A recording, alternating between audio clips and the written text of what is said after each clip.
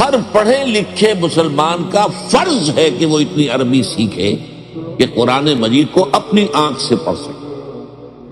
ترجمے سے پڑھنے میں وہ تاثیر نہیں ہوتی۔ آپ جو ہے ترجمے سے اگر پڑھیں گے تو گویا کہ آپ مترجم کی آنکھ سے پڑھ رہے ہیں۔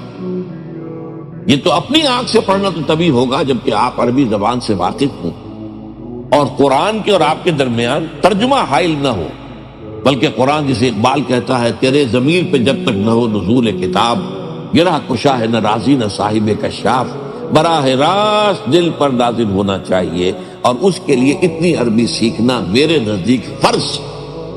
غور کیجئے، آپ نے ایم اے کیا ہے، بی اے کیا ہے، ایم بی اے کیا ہے اور تعلیم حاصل کی ہے، ڈاکٹری پڑھی ہے، انجینئرنگ، اور عربی اتنی نہ سیکھ سکے کہ قرآن مجید کو پڑھ سکے، کیا جواب دیں گے اللہ کے؟